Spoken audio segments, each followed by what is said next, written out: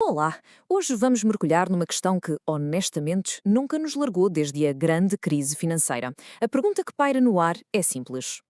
Bem, para sequer começarmos a responder a isto, temos mesmo de recuar um bocadinho.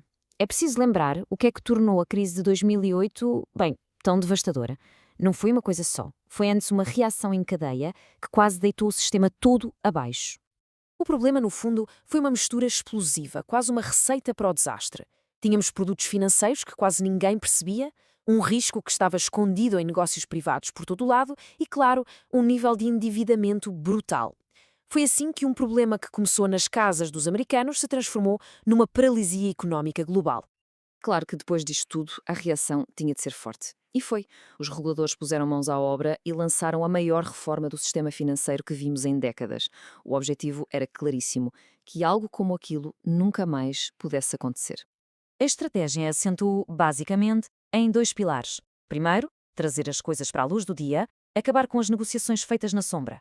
Segundo, fortalecer os bancos, obrigando-os a ter mais músculo financeiro, mais capital, para aguentarem um abanão sem irem ao tapete. E uma das peças centrais desta nova arquitetura foram as chamadas CCPs ou contrapartes centrais. Podemos pensar nisto como uma espécie de árbitro ou garante que se mete no meio de todas as transações. A ideia é que se alguém falhar, o sistema não entra em colapso, como aconteceu em 2008. Pois, mas como muitas vezes acontece, ao tapar um buraco, abriu-se outro, noutro sítio. O risco não desapareceu por magia, simplesmente mudou-se de armas e bagagens para outro bairro do sistema financeiro. E este é mesmo o ponto-chave de toda esta história. As regras mais apertadas para os bancos funcionaram sim, mas o que fizeram foi empurrar as atividades mais perigosas para um canto do sistema financeiro com muito, mas muito menos supervisão. E este gráfico mostra isso na perfeição. O crescimento de 12% nestes produtos financeiros mais complexos não veio dos bancos, veio quase na sua totalidade do chamado sistema bancário sombra, ou shadow banking. O que é que isto quer dizer em bom português? Significa que temos entidades como hedge funds ou fundos privados a poderem alavancar-se de forma brutal, a assumirem riscos gigantescos sem terem de cumprir as mesmas regras de segurança que são impostas aos bancos. Ok, então a pergunta agora é: como é que este novo cenário pode explodir? O mecanismo da crise hoje é diferente e, assustadoramente, parece ser muito mais rápido. E a verdade é que nem sequer temos de usar imaginação. Tivemos um ensaio geral disto mesmo no Reino Unido, em 2022, quase que deitava o sistema financeiro deles abaixo. Foi um aviso muito, muito sério. Este é um novo efeito dominó. Começa com um choque qualquer, uma subida de juros, por exemplo. De repente, os credores exigem mais dinheiro, mais garantias àqueles fundos que estão super endividados. Para arranjar esse dinheiro, estes fundos têm de vender à pressa o que tiverem. O problema? Toda a gente a vender ao mesmo tempo faz os preços colapsar, o que gera ainda mais pânico, mais exigências de garantias e, de repente, o mercado congela. É uma crise de liquidez pura e dura. E tudo isto nos leva de volta à pergunta inicial. Será que este novo perigo é comparável ao de 2008 ou será que, de alguma forma, é ainda pior? Se olharmos para a situação de forma fria, é inegável que os bancos estão mais sólidos. O risco de um banco falir, como em 2008, é muito menor.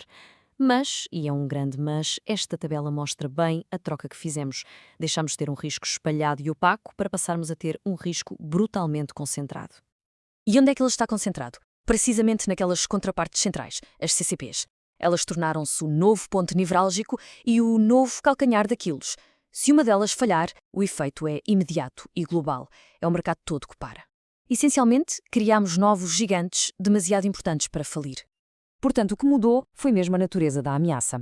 Em 2008 tivemos um problema de solvência, uma espécie de doença lenta que se foi espalhando pelo sistema durante meses.